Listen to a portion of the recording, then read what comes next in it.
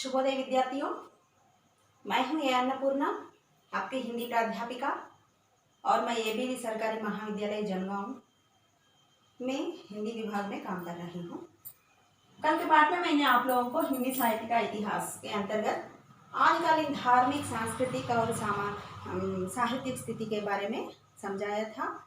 आज के पाठ में मैं आप लोगों को आदिकालीन काव्य की विशेषताओं के बारे में समझाऊंगी। इसमें पहला मुद्दा आश्रयदाता राजाओं की अतिशयोक्तिपूर्ण प्रशंसा। ये तो साधारण बात है कि जिस समय कोई देश युद्ध में व्यस्त रहता है, जिस काल में युद्ध की ही ध्वनि प्रधान रूप से व्याप्त रहती है, उस काल में वीरोल्लासिनी कविता की ही गूंज सुनाई देती है। जिस समय कोई देश युद्ध में व्यस्त रहता है, व्यस्त मतलब मग्न, बिजी रहता है, जिस काल में युद्ध की ही ध्वनि प्रधान रूप से व्याप्त रहती है, उस समय में तो साधारणतः वीरोल्लासिनी कविता की ही गूंज सुनाई देती है। मतलब वीर रस प्रधान ग्रंथ ही लिखी जाती है, वीर रस प्रधान काव्य ही लिखी जाती है। उदाहरण के लिए हम लोगों ने राजनीतिक स्थिति में देखा है कि उस समय पूरा संघर्षमय रहा है, बाह्य रूप से भी अंतः रूप से भी कलहपूर्ण वातावरण था उस समय। और देश में एक तरफ युद्ध चलता है तो कोई भी साहित्यकार भक्ति रस प्रधान या श्रृंगार परक या मनोरंजनात्मक काव्य तो नहीं लिख सकते हैं। इसलिए बच्चों, उस समय ही ऐसा था, कलहपूर्ण, संघर्षमय और युद्ध में व्यस्त समय था। इसलिए साधारण रूप से उस समय वीर रस प्रधान ग्रंथों की ही रचना हुआ है। और इस युग में, मतलब इस समय में युद्ध प्रिय राजपूत राजाओं ने अपने वीरता के बारे में, अपने शौर्य और पराक्रम के बारे में प्रशंसा सुनना चाहते थे, अपनी वीरता की स्तुति सुनना चाहते थे। इस बात को लेकर डॉक्टर हजारी प्रसाद द्विवेदी जी ने कहा है कि निरंतर युद्ध के लिए प्रोत्साहित करने को भी एक वर्ग की आवश्यकता हो गया था। निरंतर युद्ध के लिए प्रोत्साहन करने के लिए भी एक वर्ग होने का आवश्यकता पड़ गया है उस समय।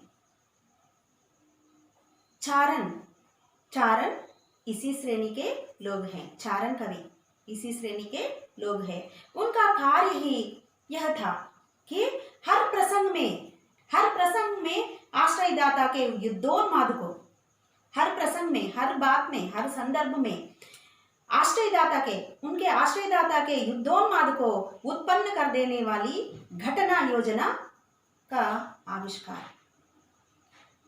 उनका कार्य ही यह था कि उनके आश्रयदाता जो भी हो, उनके युद्धोन्माद को उत्पन्न कर देने वाली घटना योजना का आविष्कार करना, युद्धोन्माद के लिए प्रेरणा करने वाली घटना योजना का आविष्कार करना। वे अपने आश्रयदाता की अतिशयोक्तिपूर्ण प्रशंसा करते थे। अतिशयोक्तिपूर्ण मतलब आवश्यकता से भी ज्यादा और बढ़ा चढ़ाकर उनकी प्रशंसा करना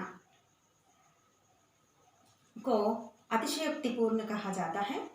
चारण तथा भाटों से रचित इस साहित्य के कारण इसे चारण काल भी कहा जाता है। चारण तथा भाटों के रचित इस साहित्य के कारण, चारण तथा भाटों से रचित इस साहित्य के कारण ही इस काल को चारण काल भी कहा जाता है। डॉक्टर राम कुमार वर्मा ने दिया है यह नाम। उन्होंने आदिकाल को चारण तथा संधिकाल कहा है। ये बात हम लोगों ने आदिकाल का नामकरण में पढ़ चुके हैं बच्चों। इन कवियों ने अपने आश्रयदाताओं की वीरता का गान तो उत्साह से करते थे, उत्साह के साथ उनके आश्रयदाता के वीरता के बारे में प्रशंसा तो करते थे, लेकिन इसमें राष्ट्रीयता की भावना तो नहीं गोचर होता था, नहीं दिखाई देता था। उनकी रचनाओं में राष्ट्रीयता का भावना का अभाव था। दूसरा मुद्दा, युद्धों के सुंदर एवं सजीव वर्णन। युद्धों के सुंदर एवं सजीव वर्णन। चारण कवि सिर्फ कलम के ही नहीं, तलवार के भी धनी थे, तलवार चलाने में भी धनी थे। इसका मतलब वो लोग सिर्फ कविता लिखना ही नहीं जानते थे, तलवार चलाना भी जानते थे। वे लोग अपने आश्रयदाता के साथ युद्ध भूमि में जाकर युद्ध में भाग लेते थे और दोनों ओर की सेनाओं के एकत्र होना, युद्ध के वाद्य शस्त्रों की झंकार, आक्रमण के लिए उत्साहपूर्ण स्वर, दोनों ओर की सेनाओं का एकत्र होना और युद्ध के वाद्य शस्त्रों की झंकार, शस्त्रों की ध्वनि, युद्ध में जो शस्त्र चलाए जाते हैं दोनों तरफ की सेनाओं से, उनकी ध्वनि और आक्रमण के लिए एक सेना दूसरा सेना पर आक्रमण करने के लिए उत्साह भरित ध्वनि जो करते हैं, स्वर जो करते हैं, नारा जो दिए जाते हैं, उनका सजीव चित्रण इनके कविताओं में मिलता है। और युद्ध क्षेत्र का जीता जागता मतलब सजीव और सुंदर, मनोहारी, मन को हारने वाली चित्रण इन कवियों की मौलिक विशेषता है। युद्धों का सजीव चित्रण और सजीव और सुंदर मनोहारी चित्रण इन कवियों की मौलिक देन है। मौलिक मतलब किसी का नकल नहीं, खुद की स्वयं की देन है, विशेषता है। थकी रहे सूर्य कौतिक गगन, रगन भई सोन घर, हरद हर्षि वीर जगदे हुलसी, हुरेवु रंग नवरत्वर। इस प्रकार है इनकी रचना। वीर और श्रृंगार रस का समन्वय। तीसरा है वीर और श्रृंगार रस का समन्वय।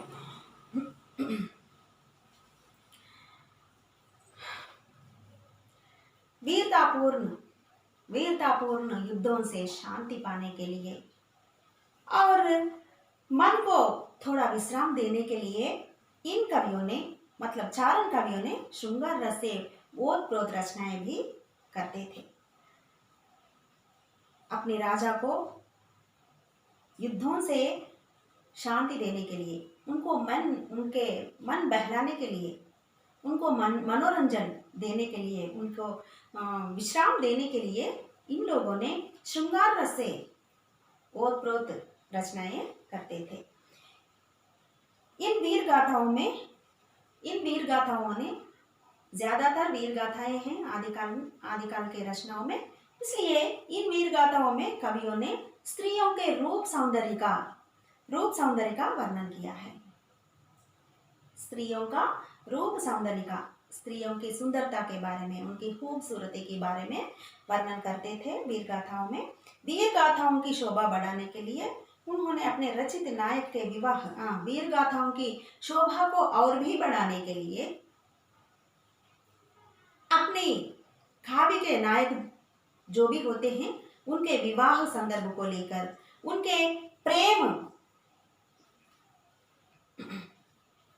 प्रेम आदि संदर्भों को लेकर बहुत वर्णन करते थे। वीरों के विलास प्रदर्शन का वर्णन इस काव्य की विशेषता रही है। वीरों का विलास प्रदर्शन का वर्णन भी, विलास मतलब जिस प्रकार वो लोग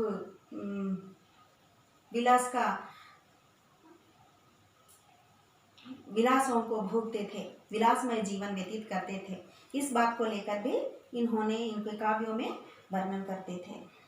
राजस्थान की वीरांगनाओं के जौहर आदि उनके रण कौशल से कविताएं आभूषित है। राजस्थान की वीरांगनाओं के जौहर प्रथा के बारे में और उनके रण कौशल से भी ये कविताएं आभूषित हैं। राजस्थान के स्त्रियों के बारे में ये लोग उनकी जौहर प्रथा के बारे में और उनकी रण कौशल के बारे में भी इन्होंने अपनी कविताओं को आभूषित कर देते थे। इसमें श्रृंगार रस वीर रस के सहायक रूप में आया है। इनके काव्यों में इनकी रचनाओं में श्रृंगार रस वीर रस का सहायक रस के रूप में प्रयुक्त हुआ है। क्योंकि प्राय स्त्रियां उस समय के सामाजिक स्थिति में हम लोगों ने देखा है। उस समय की सामाजिक स्थिति में बहुपत्नी और स्वयंवर प्रथा होने के कारण राजपूत राजाओं ने दूसरे राजाओं की सुंदर बेटियों का अपहरण करते थे। इसलिए स्त्रियों को लेकर उनके बारे में युद्ध करना पड़ता था। एक राजा दूसरा राजा से आपस में लड़ना पड़ता था उन लोगों को। इसलिए स्त्रियां ही युद्ध का मूल कारण हुआ करती थी। वीरांगनाओं की ओजस्विता के साथ साथ उनके अपूर्व सौंदर्य का भी कलापूर्ण वर्णन इस काव्य में दर्शित होता है। वीरांगनाओं की ओजस्विता के साथ उनके प्रभावशाली व्यक्तित्व के साथ साथ इनके अपूर्व सौंदर्यता का भी वर्णन इन काव्यों में मिलता है। और एक राजपूत स्त्री अपनी सखी से कहती है, उदाहरण के लिए एक राजपूत स्त्री अपनी सखी से इस प्रकार कहती है कि उस देश में आग लगा दे जहां मतवाले योद्धा नहीं घूमते हैं और बहादुर को बेचारा कहा जाता है। एक राजपूत स्त्री अपनी सखी से इस प्रकार कहती है कि उस देश को आग लगा दे, जला दे उस देश को जहां मतवाले योद्धा नहीं घूमते हैं, जहां योद्धा नहीं है, मतवाले होकर नहीं घूमते हैं, उनमें जिनमें शौर्य नहीं है, जिनमें वीरता नहीं है, और जहां बहादुर को बेचारा कहते हैं। ऐसा देश ही नहीं है। ऐसा देश को जला दो, खाक कर दो, कह रही है। मतवाला घूमे नहीं घायल धरनाए, बाल सखी वो देसड़ऊ भड़ बापड़ा कहाए। जिस प्रकार युद्ध भूमि पर वे स्त्रियां, वे महिलाएं युद्ध भूमि पर अपने पति के साथ शौर्य प्रदर्शन करती थी, वे स्त्रियां युद्ध भूमि में जाकर अपने पतियों के साथ शौर्य प्रदर्शन भी करते थे और उसी निर्भयता के साथ वह साहस के साथ, निर्भीकता और साहस के साथ पति के वीरगति को पाने पर वीरगति को मतलब पति की, अगर युद्ध भूमि में पति की मृत्यु हो जाए तो वह खुद 16 श्रृंगार मतलब वह खुद को सजधज कर, वह खुद को आभूषित करके, अलंकृत करके, वह हंसते खेलते खुशी मजे में वह जाकर चितारोहण करने में भी पीछे नहीं हटती थी। अपने जीवन को सार्थकता मानती थी। चितारोहण करने में मतलब चिता का आरोहण करने में, चिता पर चढ़ने में वह पीछे नहीं हटती थी, बल्कि अपने जीवन की सार्थकता मानती थी उसको। युद्ध से हार कर या भाग कर आने वाले पति के लिए वे कहती हैं, अगर कोई भी पुरुष युद्ध में से भाग कर या हार कर पीठ दिखलाकर घर को आया तो वह कहती है, बिन मरिया बिन जीतिया जो धऊ आवै धाम, पग पग चूड़ी पाँच दूं तो रावत री जाम। वो कहती है कि बिन मरिया बिन जीतिया, ये मरा भी नहीं, जीता भी नहीं, लेकिन धाम घर को लौट कर आया है। युद्ध भूमि में पीठ दिखलाकर, युद्ध भूमि से डरकर, कायर बनकर यह अपने प्राण बचाकर घर को पहुंचा है। ये मरा भी नहीं, जीता भी नहीं। इसके लिए मैं पग पग पर मतलब कदम कदम पर चुड़िया बिछा दूं क्या, बोलती है। इतने शौर्यशाली थे, इतने पराक्रमशाली थे उस समय के स्त्रियां। ये बात समझना चाहिए हम लोगों को बच्चों। और चौथा मुद्दा इस प्रकार है, ऐतिहासिकता की अपेक्षा कल्पना का प्राचुर्य। उस समय के रचनाओं में ऐतिहासिकता की अपेक्षा कल्पना का प्राचुर्य अधिक था। जहां केवल प्रशंसा करना ही उस काव्य का उद्देश्य रहता है, और उसमें कहने के लिए क्या रहता है, ऐतिहासिकता की अपेक्षा कल्पना का प्राचुर्य अधिक दिखाई देता है। अतः रासो काव्यों में आश्रित चारण कवियों ने आश्रयदाता राजाओं की वीरता के गान में कल्पना का आश्रय लिया है। चारण कवियों ने आश्रयदाता राजाओं की वीरता के गान में कल्पना का सहारा लिया है। उनके काव्य का उद्देश्य सिर्फ अपने आश्रयदाता को सराहना, प्रशंसा करना, और इसके लिए उन लोगों ने ऐतिहासिकता से भी प्रशंसा को ही अधिक महत्व दिया है। ऐतिहासिक बातों से भी आश्रयदाता को खुश रखने के लिए ही अधिक महत्व दिया है उन्होंने। पांचवा मुद्दा है, वीर गाथाओं में भावोन्मेष का अभाव। वीर गाथाओं में वर्णनात्मकता अधिक है, वस्तुओं की सूची तथा सेना आदि का वर्णन आवश्यकता से अधिक है। वीर गाथाओं में वर्णनात्मकता, वर्णन मतलब विवरणात्मक रूप से लिखना अधिक है, क्योंकि उस समय तो संघर्षमय और युद्धों से भरा समय था। इसलिए उस समय के कवियों ने युद्धों में किन किन वस्तुओं का उपयोग किया था, उन वस्तुओं का सूची के बारे में लिखते थे। इस वर्णनात्मकता एकमात्र उद्देश्य नायक की शक्ति तथा वीरता को अभिव्यक्त करना। इस सूची का इस प्रकार का वर्णनात्मकता का मुख्य उद्देश्य, एकमात्र उद्देश्य यह है कि अपने आश्रयदाता या नायक की शक्ति और वीरता को समझाना, और उनकी शक्ति, उनके आश्रयदाता जो है उनकी शक्ति और वीरता के बारे में अभिव्यक्त करना, उनके बारे में समझाना। अतः कहीं कहीं ये वर्णन बहुत नीरस हो गए हैं। इसी कारण कहीं कहीं ये वर्णन बहुत नीरस भी हो गए हैं। भाषा एवं शैलीगत विशेषताएं।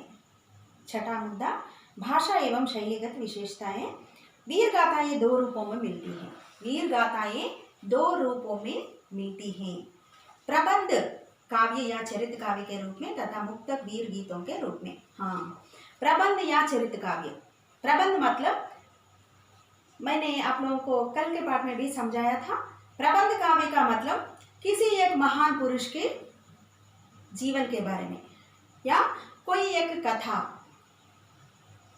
पूरा एक कथा, एक बात को लेकर, एक विषय को लेकर लिखने वाली कथा को प्रबंध काव्य कहते हैं। चरित काव्य भी यही है, किसी एक महान पुरुष का चरित्र के बारे में लिखा जाता है उसमें। और मुक्तक अलग है। मुक्तक काव्य मतलब एक दोहा दूसरा दोहे से संबंध नहीं रखता है, अलग अलग बातें कहते हैं उस मुक्तक काव्य में, अलग अलग बातों के बारे में, अलग अलग विषयों के बारे में कहते हैं, उसमें कहा जाता है। उसमें मुक्तक वीर गीतों के रूप में एक तरह के प्रबंध या चरित काव्य है, और एक तरह के मुक्तक वीर गीत के रूप में मिलते हैं इस समय के रचनाएं। जहाँ तक चरित काव्य का संबंध है, ये वीर गाथाएं पूर्ववर्ती जैन अपभ्रंश चरित काव्यों की परंपरा में है। जहाँ तक चरित काव्य का संबंध है, जहाँ तक चरित काव्य का संबंध है, ये वीर गाथाओं से भी पूर्ववर्ती, मतलब वीर गाथाओं से भी पहले के अपभ्रंश चरित काव्यों की परंपरा है। पृथ्वीराज रासो एक महान वीर गाथात्मक चरित काव्य है। हाँ, पृथ्वीराज रासो इस समय का हिंदी का प्रथम महाकाव्य है। पृथ्वीराज रासो एक महान वीर गाथात्मक चरित काव्य है। एक महान, एक बड़ा बृहद रचना है वो वीर गाथात्मक चरित काव्य। पृथ्वीराज रासो में भी पृथ्वीराज का वीर गाथा है, इसलिए वह एक महान, एक बृहद वीर गाथा चरित काव्य है। वीर पृथ्वीराज के बारे में कहा गया है उसमें, इसलिए वह एक वीर गाथात्मक चरित काव्य है। मुक्तक वीर गाथाओं का स्वरूप बीसल देवरासो आदि में दर्शित होता है। मुक्तक वीर गीतों का स्वरूप बीसल देवरासो आदि में दर्शित होता है। मुक्तक अलग अलग वीरों के बारे में, अलग अलग बातों के बारे में कहा गया गीत काव्य है ये। इसमें बीसल देवरासों में यह देख सकते हैं हम लोग। वीर गाथाओं की बहुत बड़ी विशेषता प्रबंध काव्य में छंद परिवर्तन की है। वीर गाथाओं की बहुत बड़ी विशेषता यह है कि प्रबंध काव्य में छंद परिवर्तन की है। पृथ्वीराज रासो के छंद जब बदलते हैं तो श्रोता के चित्त में प्रसंगानुकूल नवीन कंपन उत्पन्न करते हैं। पृथ्वीराज रासो ग्रंथ की यह विशेषता है कि इस काव्य में छंद जब बदलते हैं तो प्रसंगानुकूल पढ़ने वालों के चित्त भी बदलते जाते हैं। उनके चित्त में तरह तरह के कंपन उत्पन्न होते हैं। इन रासो काव्य की भाषा डिंगल है। रासो काव्यों की भाषा डिंगल है, जो वीरत्व के लिए वीरता का अभिव्यक्त करने के लिए अधिक उपयुक्त है। इसलिए रासो काव्य डिंगल भाषा में लिखे जाते हैं। इसमें कठोर व्यंजनों का प्रयोग युद्ध में उत्साह वर्धन के लिए उपयुक्त किया है। हाँ, वीर रासो काव्यों में डिंगल भाषा का प्रयोग इसलिए किया गया है कि कठोर व्यंजनों का प्रयोग युद्ध में उत्साह वर्धन, युद्ध के समय में योद्धाओं में उत्साह भरने के लिए डिंगल भाषा का प्रयोग अधिक उपयुक्त है। इसलिए डिंगल भाषा का प्रयोग किया है। उस समय के रचनाकारों ने प्रायः चारण काव्य रासो के नाम से अभिहित है। प्रायः चारण लोगों द्वारा लिखे गए काव्यों को रासो नाम से पुकारा गया है, अभिहित किया गया है। इसका मतलब पुकारा गया है। और रामचंद्र शुक्ल ने रासो का मूल रसायन शब्द से खोजा है। रामचंद्र शुक्ल ने रासो शब्द का मूल रूप रसायन शब्द से मानते हैं। रसायन शब्द से रासो शब्द का उत्पन्न हुआ है, इस प्रकार मानते हैं आचार्य रामचंद्र शुक्ल जी ने। नरोत्तम स्वामी ने इस शब्द की व्युत्पत्ति रसिक शब्द से मानी है, जिसका अर्थ प्राचीन राजस्थानी में कथा काव्य होता है। हाँ, रसिक शब्द का अर्थ प्राचीन राजस्थानी में कथा काव्य से होता है। रासक नाम का एक रूपक है और रासक नाम का एक रूपक भी है। रासक एक 21 मात्राओं का छंद भी है। रासक एक रूपक है और एक 21 मात्राओं का छंद भी है। अतः रासो एक महत्वपूर्ण काव्य रूप है। अतः इसलिए रासो जो है एक महत्वपूर्ण काव्य रूप है, जो राजस्थानी भाषा में रचित चारण काव्यों के चरित काव्यों का सूचक है। जो राजस्थानी भाषा में रचित चारण काव्यों के चरित काव्यों का सूचक है। वीर गाथाएं अपनी मूल रूप से प्राप्त नहीं हैं, उनमें से कुछ नोटिस मात्र हैं। वीर गाथाएं अपनी मूल रूप से अब तो प्राप्त नहीं है, उपलब्ध नहीं है। इसका मतलब नहीं मिल सकते हैं। मूल रूप से वीर गाथाएं अपनी मूल रूप से उनका मूल प्रति जो है वो उपलब्ध नहीं है अब। उनमें से कुछ नोटिस मात्र हैं, उनमें से थोड़े थोड़े नोट्स जैसा थोड़े थोड़े उपलब्ध है, कह रहे हैं यहाँ पर। कुछ काल, वंशावली, वर्णन आदि इतिहास से मेल न खाने के कारण अर्ध प्रमाणिक है। हाँ, और उनमें से भी कुछ काल, वंशावली, वर्णन आदि इतिहास से मेल न खाने पर मेल न खाने के कारण उस समय का काल और वंशावली का वर्णन आदि से मेल न हो सकने के कारण कुछ रासों का भी अर्ध प्रामाणिक माने जाते हैं। ठीक है बच्चों, यह कक्षा यहीं पर समाप्त होता है। आप भी घर पर आदिकालीन काव्य की विशेषताओं के बारे में एक बार दोहराइए। सावधान रहिए। धन्यवाद।